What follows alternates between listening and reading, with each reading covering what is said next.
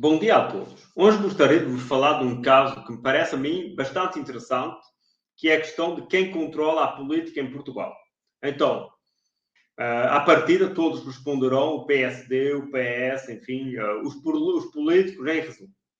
Na verdade, os políticos não têm assim tanto poder, ou pelo menos não têm todo o poder para decidir a política económica de Portugal.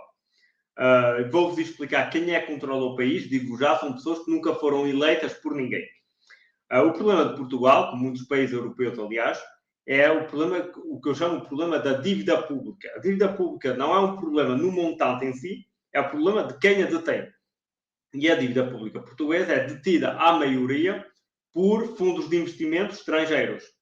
E para isso, o que confere a esses fundos de investimento um poder de chantagem muito forte. E aí, para perceber isso, tem que perceber como é que funciona a dívida pública. Não funciona como a nossa dívida pessoal. Imaginemos, se vocês fizerem um empréstimo imobiliário com duração de 20 anos, todos os meses vão pagar os juros e uma parte do principal. O principal sendo o montante que vocês emprestaram, que o banco vos emprestou. O que faz que ao fim do vosso empréstimo, ou quando chegar ao que chamamos a maturidade, que é o fim do empréstimo, vocês ficam a dever zero, reembolsaram a vossa dívida na sua integralidade. A dívida pública não funciona assim. Se, por exemplo, o Estado português pedir emprestado 100 milhões com juros de 1% para uma maturidade a 5 anos, chamada OAT a 5 anos, implica que durante os 5 anos vão pagar só os juros, ou seja, 1 milhão por ano, e no fim do empréstimo terão que pagar de uma só vez a totalidade do empréstimo concedido. Para tal, vão fazer um novo empréstimo do mesmo montante para poder reembolsar o empréstimo anterior e continuar a pagar só os juros. Chama-se isto o refinanciamento da dívida pública ou rolamento da dívida. E para isso, então, como ela é detida maioritariamente por fundos estrangeiros, que são fundos que financiam a dívida pública portuguesa, dá um poder de chantagem a esses fundos que podem dizer aos políticos ou fazem a política que nós queremos, gostamos e aprovamos, ou então nós deixamos financiar a vossa dívida pública, o que terá, eventualmente, duas consequências. No melhor dos casos, tens que aumentar a taxa de juro oferecida a quem te emprestar dinheiro, porque se pessoas saem do mercado de financiamento, que deixam de financiar a tua dívida, tens menos pessoas que a querem comprar, então para atrair pessoas tens que aumentar a taxa de juro, então o custo da tua dívida pública anualizada. Outra, no pior das situações, encontras-te sem possibilidade de te autofinanciar, e aí ou chamas a Troika, foi o que aconteceu em 2011, se a Troika veio a Portugal, não foi porque Portugal não tinha dinheiro, isso não é verdade, ela veio porque os fundos estrangeiros deixaram de financiar a dívida portuguesa. Ou então ficas em bancarrota, que é um desastre para a tua economia e para a tua população. Portanto, o problema da dívida pública ser detida por estrangeiros confere um poder de chantagem muito forte a quem detém a nossa dívida. E o problema aqui não é o montante, é mesmo quem a detém. Para terem uma ideia, Portugal tem uma taxa de endividamento público de cerca de 90%, e é mau porque a maioria é detida por estrangeiros. O Japão tem uma dívida pública de 250% do seu PIB, mas não é um problema porque ela é detida a 100% por japoneses. Obviamente os japoneses defendem o seu país.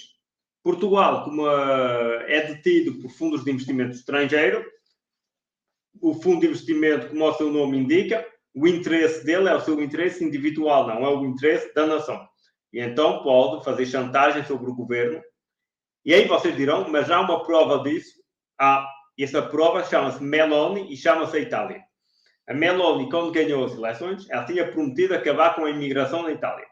E ela realmente, eu sei que ela queria fazer isso. Apenas não pôde fazer. Porquê é que não pôde fazer? Porque isso eu sei, para quem não me conhece, eu sou investidor financeiro, portanto tenho acesso a essas informações. O dia a seguir dela ter ganho as eleições na Itália, houve uma, como é que se diz? Houve uma reunião entre a Meloni, a Christine Lagarde, presidente da BCE, e dos fundos de investimento estrangeiros, ou seja, americanos, japoneses, chineses, russos, que emprestam dinheiro à Itália e que disseram à Meloni tens duas hipóteses. Ou deixas de entrar a imigração toda, ou então deixamos de financiar a tua dívida pública. Tanto é que a Itália hoje recebe mais imigração que nos governos anteriores, o que é um bocado irónico, quando conhecemos a promessa da senhora Meloni. Mas ela foi obrigada a ceder por causa da questão da dívida pública. E porquê é que esses fundos querem mais imigração? Porque, como já expliquei, a imigração tem dois efeitos principais, entre outros. É baixar os salários, porque o estrangeiro sujeita-se às condições que o nativo não se sujeita. Segunda condição, aumenta o valor do imobiliário. O imobiliário funciona pela lei da oferta e da procura. E como esses fundos de investimento têm exposição bolseira, exposição imobiliária, têm interesse que o salário baixe para aumentar o lucro das empresas e assim a sua valorização bolseira e a valorização das ações que eles detêm.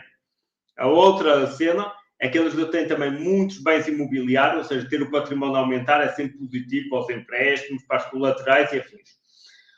Portanto, quem tem realmente o poder em Portugal são essas pessoas. Portanto, um político em Portugal sério e que queira reerguer a situação do país tem primeiro que se preocupar de quem detém a dívida pública e tentar nacionalizar a dívida pública, ou seja, oferecer um produto atraente para que sejam os portugueses a financiar a própria dívida pública do país. Portanto, é isso que deveria ser feito e é isso que eu faria se eu fosse primeiro-ministro. Portanto, é a minha opinião. Digam-me em comentário o que é que acham do que eu acabei de dizer. Se gostaram, podem deixar um like no vídeo, evidentemente. E eu vejo-vos num próximo vídeo.